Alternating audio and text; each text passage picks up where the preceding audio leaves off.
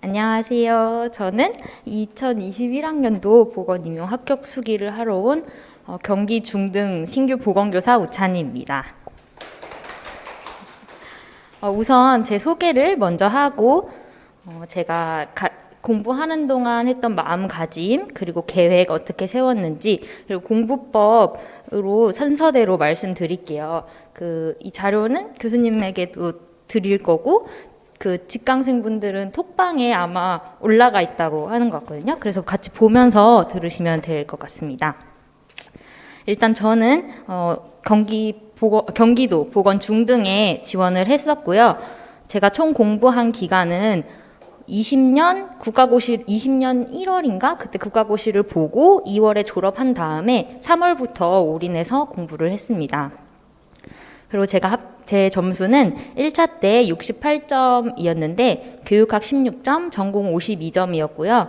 이때 경기 중등 1차 컷이 60점이었어요. 그래서 플러스 8점으로 1차를 합격을 했고 2차는 제가 95.17점 받아서 총 163.17로 했는데 이때 경기 중등 컷이 최종이 157점 몇이어서 플러스 5점으로 합격을 했고 총 채용 인원 86명 중에 석차 46등으로 합격을 했습니다.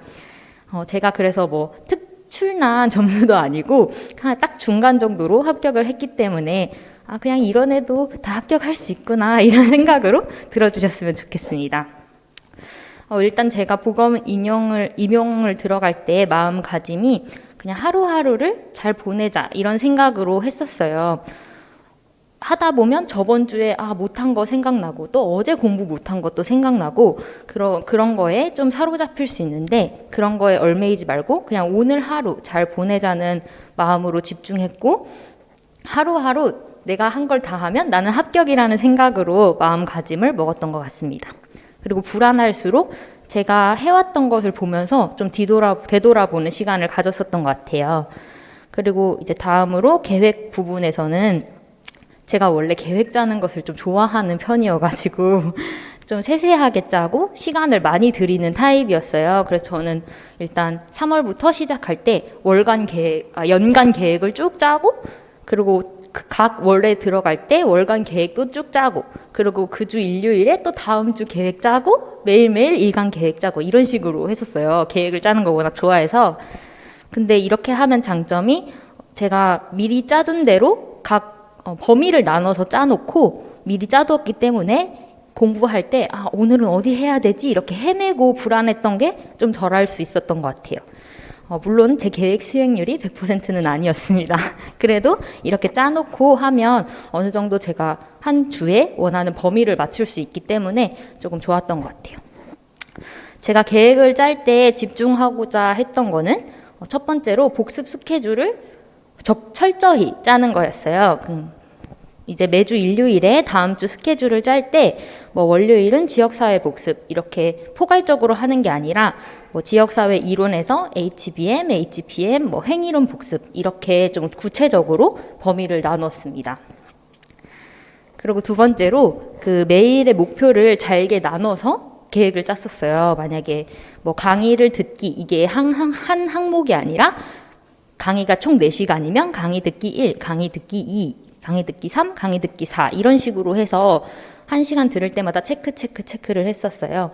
그랬더니 체크가 4가지나 되니까 제가 뭔가 해낸 것 같은 그런 뿌듯함이 들어서 잘게 나눠서 계획을 짰던 것 같습니다. 제가 계획 짤 때 1월에서 6월까지는 에빙플랜드라는 계획표가 나오는 게 있어요. 그거를 참고해서 짰었고 이거는 누적 복습을 되게 많이 해줄 수 있게 하는 거거든요. 그래서 그거를 참고해서 짰었고 그 이후에는 제가 에빙플랜드 복습법이 좀 안 맞는 것 같아서 7월부터는 월요일에서 금요일은 그 주 진도 나가는 부분을 계획하고 주말은 저번 주 복습과 다음 주 예습을 위주로 계획을 짰습니다. 이거는 월별 공부법에서 좀 더 자세히 말씀드릴게요. 그리고 이제 전공 공부법에 대해서 말씀을 드리자면 저는 1년 동안 시니어 교수님 1년 커리를 따라갔습니다. 근데 제가 3월부터 시작을 했기 때문에 3월에서 6월은 인강으로 들었는데 1월부터 6월 강의를 인강으로 빠르게 봤었어요. 그리고 7월부터 직강을 나오게 되었는데 저는 개인적으로 직강이 되게 잘 받고 더 도움을 많이 받았었던 것 같아요. 그리고 네, 그렇게 진행을 했고 제가 시니어 선생님 강의를 선택한 이유는 일단 강의력이 정말 좋으시고 핵심을 위주로 설명해 주시는 부분이 좋아서 선택을 하게 되었습니다.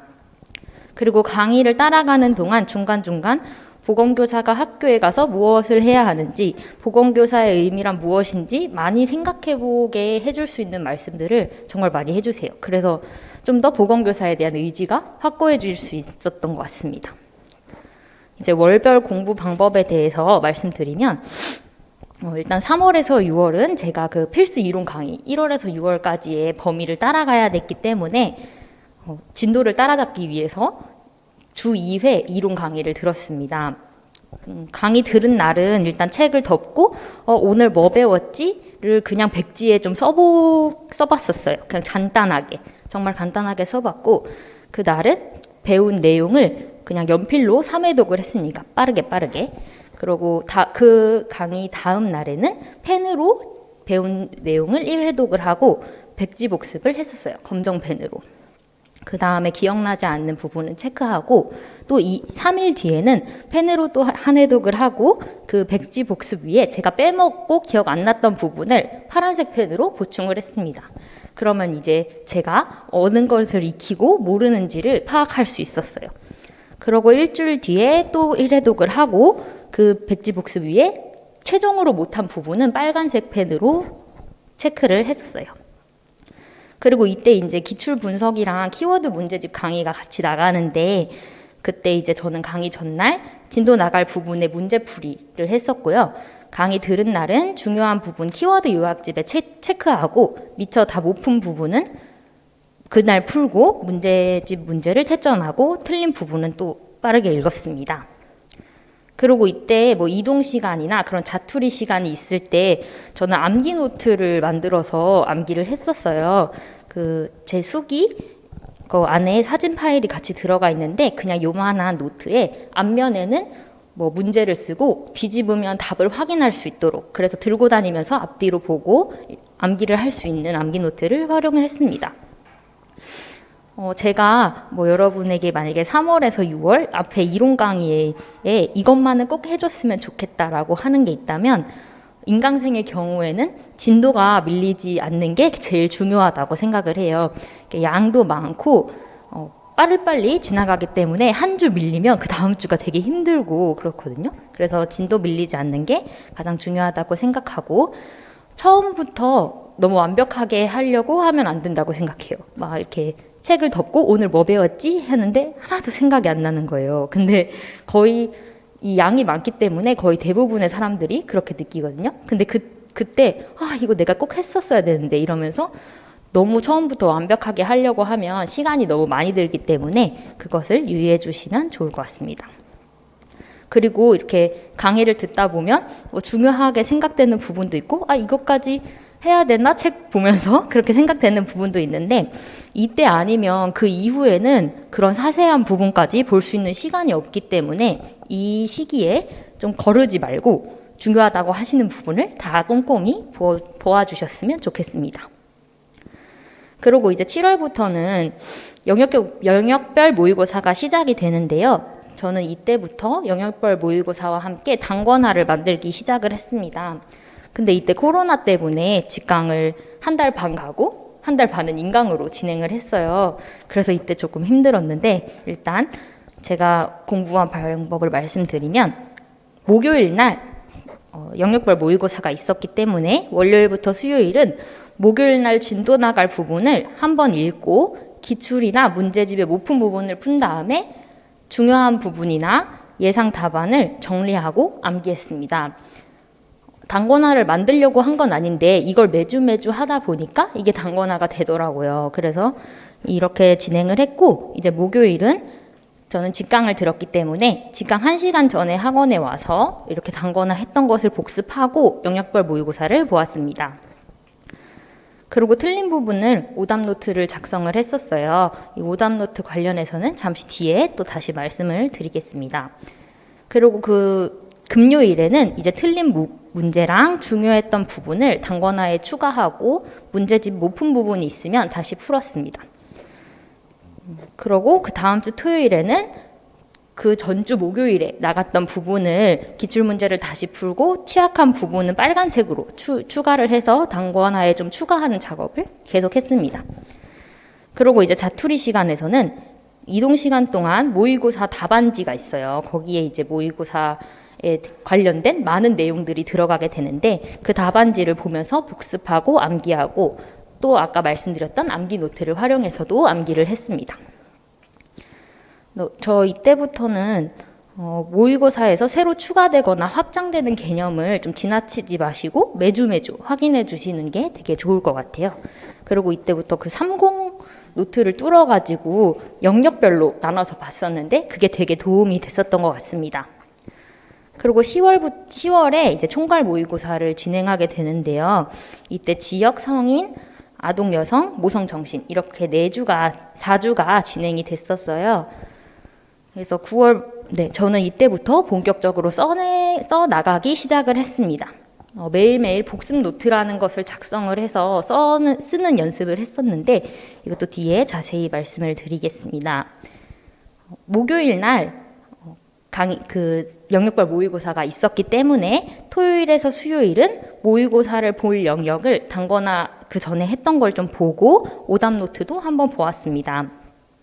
그리고 A급이라고 생각되는 부분을 백지 쓰기 하고 채점하고 다시 볼 논점도 정리해두고 암기 노트 작성해서 그걸 또 백지 쓰기 했었습니다.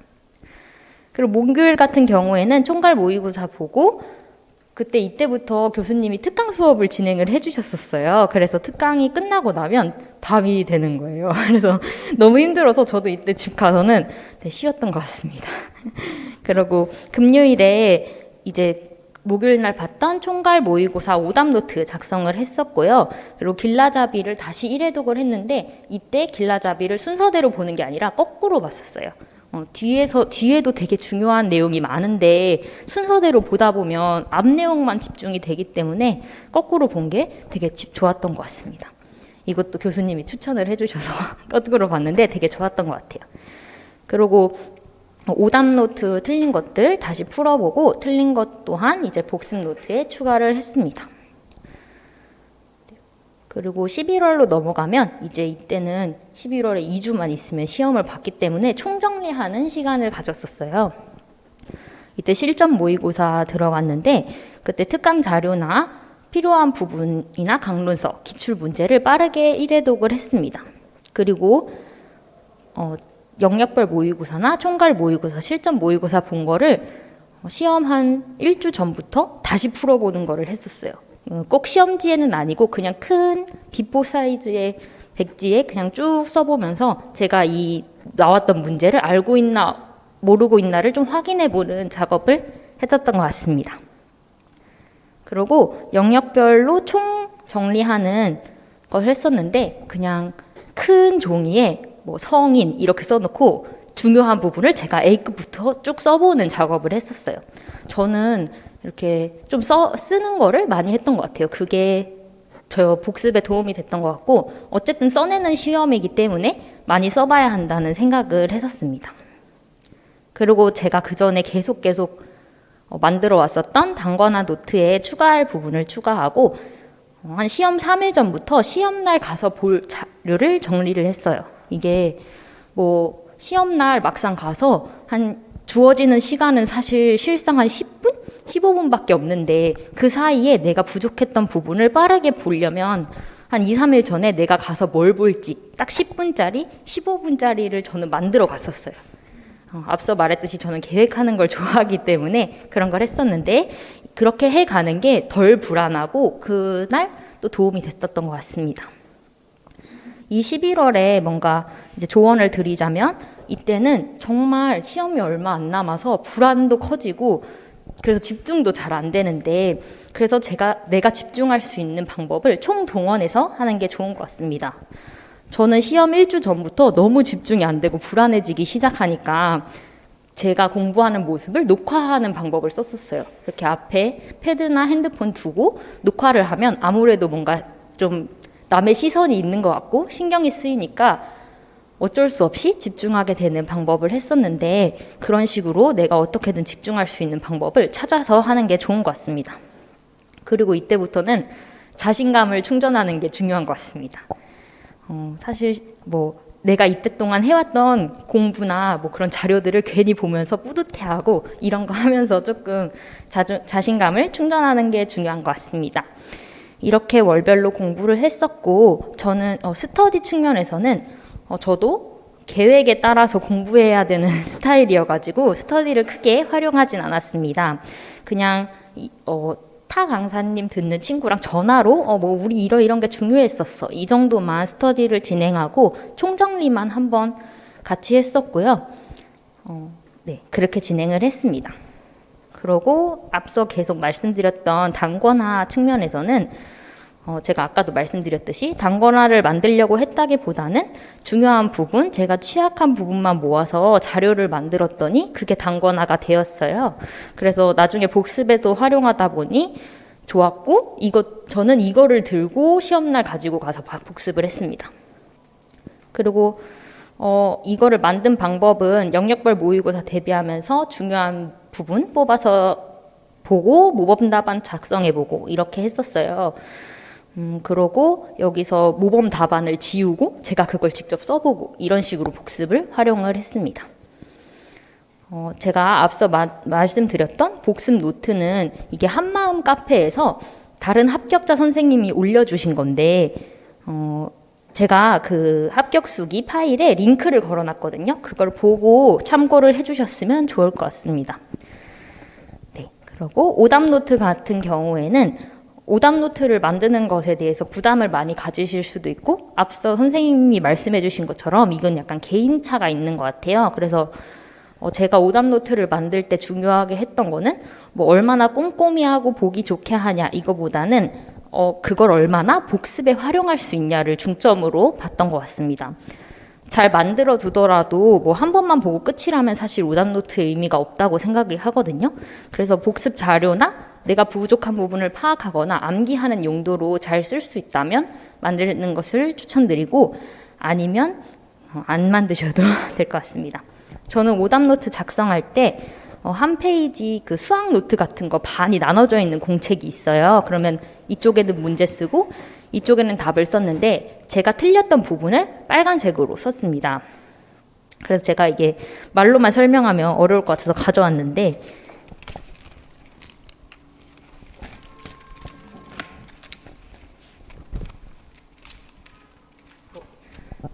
전공 오답노트는 좀 두꺼워서 무거워서 못 가져왔고, 교육학 오답노트를 가져왔는데, 뭐 이런 식으로 공개 모의고사다 있고, 여기에 제가 틀렸던 부분만 빨간색으로 썼어요. 근데 이거를 복습할 때 이 빨간색 부분이 제가 잘 봐야 되는 부분이잖아요. 그런 경우는 이렇게 빨간색 셀로판지로 가리면 빨간색 부분만 안 보여요. 그러면 제가 이걸 보고 내가 다 외웠나? 암기를 잘 했나? 이런 식으로 확인하면서 저는 복습을 했었던 것 같습니다. 저는 이런 식으로 활용을 해서 오답노트를 만들었었는데, 자기만의 활용 방법이 있으면 만드시면 좋을 것 같습니다. 네, 전공 관련해서는 이 정도인 것 같고요. 교육학 관련해서는 간단하게 설명드리고 자세한 건 선생님들이 자료를 참고해 주셨으면 좋겠습니다. 저는 권지수 교육학을 선택을 했었고요. 그 이유는 처음에는 그 작년 시험 적중률이 되게 좋으셨었어요. 그래가지고 선택을 했었는데 들을수록 되게 자세히 설명해 주셔서 만족도가 높았던 것 같습니다. 그래서 자세한 월별 공부 방법은 참고해 주셨으면 좋겠고, 교육학 같은 경우에는 저는 스터디를 했었어요. 그래서 5월부터 직강을 들어서 그때부터 스터디를 했었는데, 직강 듣고 그 후에 대면 스터디로 진행을 했었고요. 수업 후에 그 요약본으로 나온 책을 활용해서 뭐 중요한 키워드를 인출하고 그런 식으로 스터디를 했습니다. 그러고 7, 8월은 이제 직강 수업 30분이나 1시간 전에 단원별로 주요 논제에 대해서 서로 써보는 연습을 했었어요. 그러고 바꿔서 채점해보고 그런 식으로 진행을 했습니다. 그리고 교육학 같은 경우는 저는 단권화는 따로 진행을 하지 않았어요. 근데 권지수 교육학 교재 중에 가장 요약본인 요점 쏙쏙이라는 교재가 있는데 저는 그거를 계속 보고 시험 날도 그거 가져갔어요. 그러고 그거를 반복해서 보려면 총 2부를 봤었거든요. 3월에서 6월까지는 한 부 인쇄해서 계속 보고 7월 이후부터는 모의고사가 이제 시작이 되기 때문에 따로 한 부를 인쇄를 해가지고 그때 이제 부족한 부분 또 추가해 가면서 보았습니다. 후반부에는 이제 11월 넘어가고 시험 얼마 안 남았을 때는 그래서 그 요점 속속이라는 교재 하나만 눈에 바른다는 생각으로 계속 읽었던 것 같아요. 네.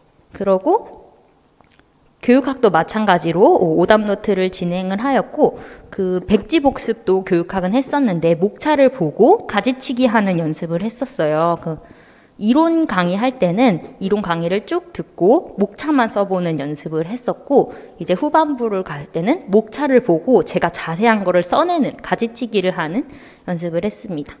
이것도 파일에 들어가 있기 때문에 참고해 주셨으면 좋겠습니다. 1차에 대한 그런 공부법은 여기까지 대충 마무리가 된 것 같고요. 이제 2차에 대해서 말씀을 드리면 제가 자세히 준비해 오진 못했지만 말씀을 드리도록 하겠습니다. 저는 경기도에서 2차를 봤기 때문에 사실 경기도가 원래 집단 토의랑 심층 면접 2가지를 보기 때문에 좀 부담이 있었어요.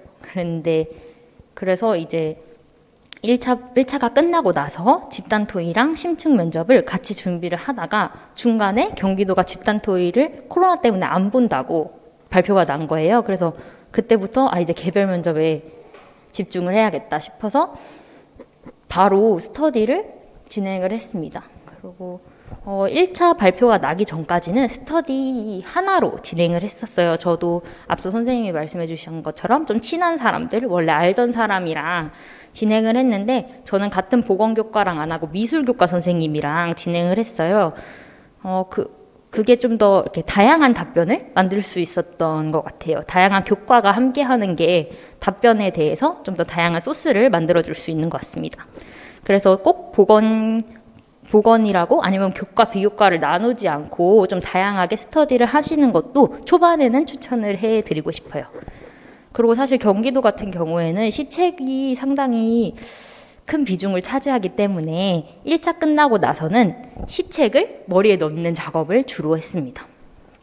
이때는 1차 끝나는 시기에는 2021 하나의 그 계획이 나오진 않아요. 그래서 전년도 계획을 주로 보고 그래도 크게 변화가 되지 않기 때문에 전년도 계획을 주로 보고 이 시책을 볼 때 중요한 게 이거를 이론 공부하듯이 달달달달달 외우는 게 아니라 만약에 이거 관련한 문제가 나왔을 때 이거를 어떻게 활용해서 답변할 수 있을지를 옆에 써두시는 게 중요한 것 같아요.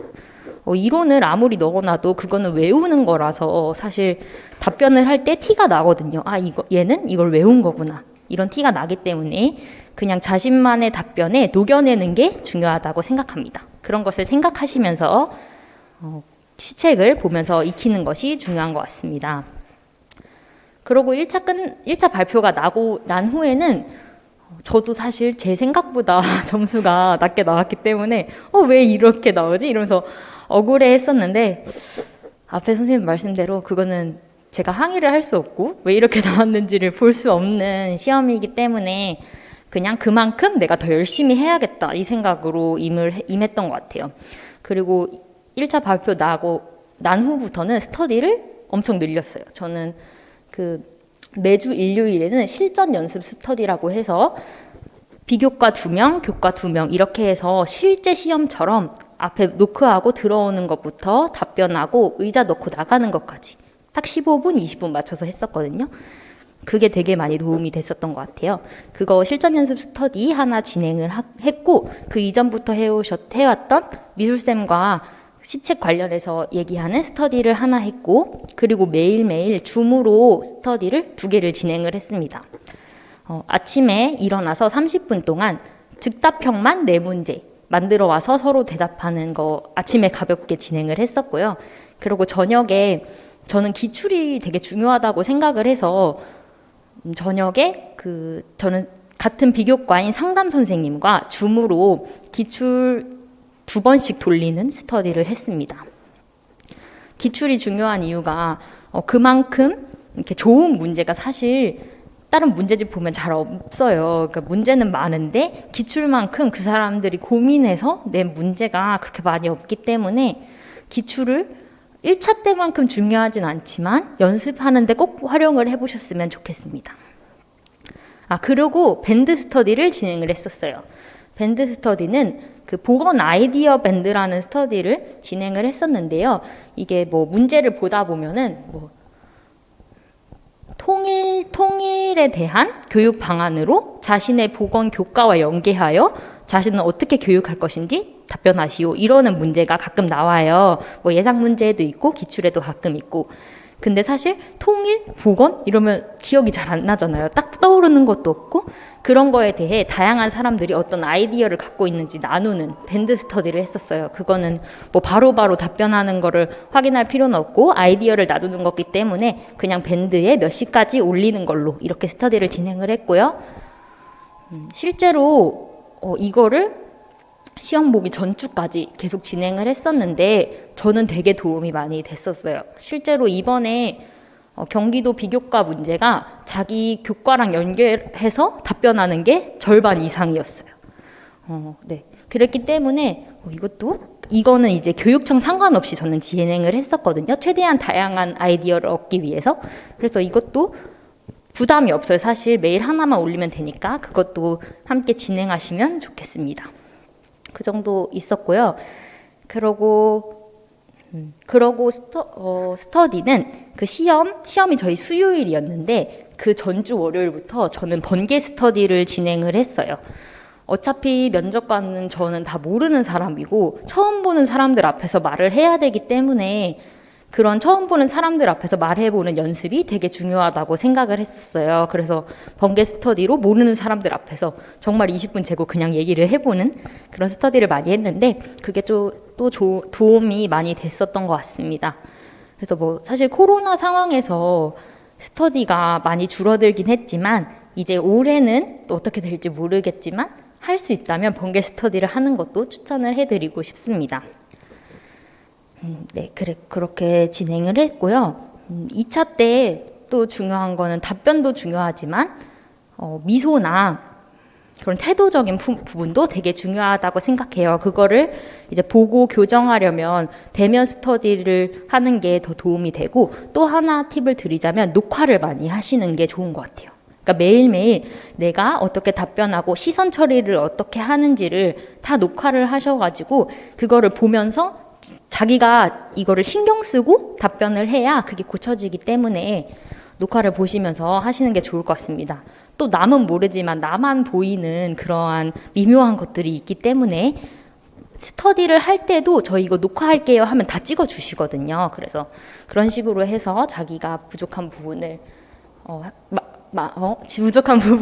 보완을 하셨으면 좋겠고요. 또 하나 도움이 됐던 게 신희영 교수님이 줌으로 상황이 대면으로는 안 돼서 줌으로 이제 전년도 합격하신 선생님들과 연결을 해주셔서 실전처럼 연습을 해본 경험이 있었어요. 근데 많은 선생님들과 줌으로 하는 거기 때문에 되게 긴장되고 약간 실제 면접처럼 되게 떨렸던 기억이 나요. 근데 선생님들이 문제도 정말 좋은 걸로 잘 만들어 주셨고 그거를 답변해 보면서 그것도 정말 많은 도움이 됐었던 것 같습니다. 네, 그 정도였던 것 같고요. 경기도는 2차에 대한 시책이 중요하기 때문에 그걸 답변에 잘 녹이시는 게 다시 한번 강조드리고 싶습니다. 저는 그거를 잘 하지 못했던 것 같아서 아쉬워가지고 다시 한번 강조드리고 싶고요.